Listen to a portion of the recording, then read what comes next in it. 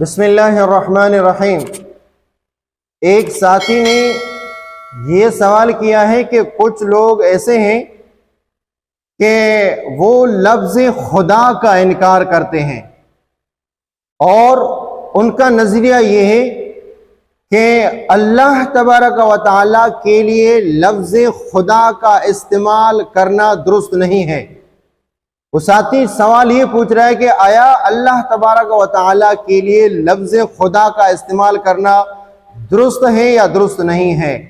آپ کے سوال کا جواب یہ ہے کہ بالکل اللہ تبارک و تعالیٰ کے لیے لفظ خدا کا استعمال کرنا بالکل جائز ہے اور درست ہے۔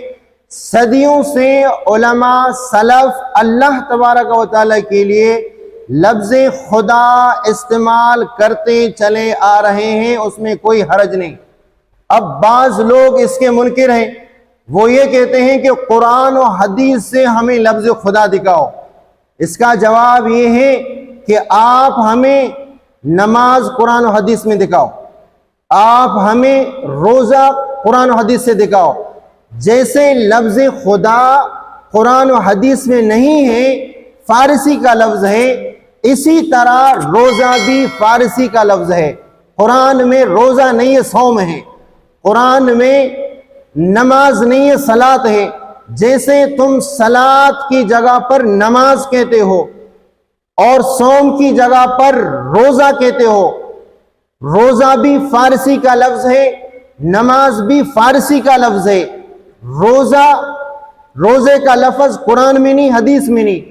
نماز کا لفظ بھی قرآن و حدیث دونوں میں نہیں ہے۔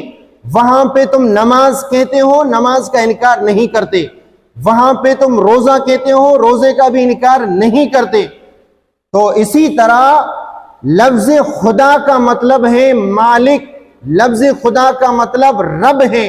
جو معنی رب اور مالک کا ہے وہی معنی فارسی میں لفظ خدا کا ہے۔ مالک اور رب کا جو معنی ہے وہی خدا کا معنی ہے فارسی میں۔ تو ہماری اصطلاح میں نماز بھی فارسی کا لفظ ہے، روزہ بھی فارسی کا لفظ ہے، جس سے کوئی انکار نہیں کرتا۔ تو اسی طرح خدا کا لفظ صرف اللہ ہی کے لیے خاص ہے، کسی اور کو خدا نہیں بولا جاتا۔ اللہ کا ایک ذاتی نام ہوتا ہے، اس کا کوئی متبادل اور اس کا کوئی ثانی نہیں، اور اس کا کوئی ترجمہ نہیں ہوتا دوسرے الفاظ میں، دوسرے زبانوں میں۔ لیکن اللہ تبارک و تعالیٰ کے صفاتی نام ہوتے ہیں، صفاتی ناموں کا معنی بھی ہوتا ہے۔ اسی طرح لفظ خدا اللہ تبارک و تعالیٰ کے صفاتی ناموں میں سے ان ناموں کا معنی ہے جو مالک اور رب کے معنی ہے، وہی فارسی کے اندر خدا کا معنی ہے۔ صدیوں سے آج تک کسی نے اس چیز کا انکار نہیں کیا ہوا ہے۔ اور اسی طرح ہماری اصطلاح میں بہت ساری چیزیں میں نے آپ کو بتائیں کہ قرآن و سنت میں نہیں ہے، وہ بھی فارسی کے الفاظ ہیں، جیسے نماز، جیسے روزہ، یہ بھی فارسی کی اصطلاح ہیں۔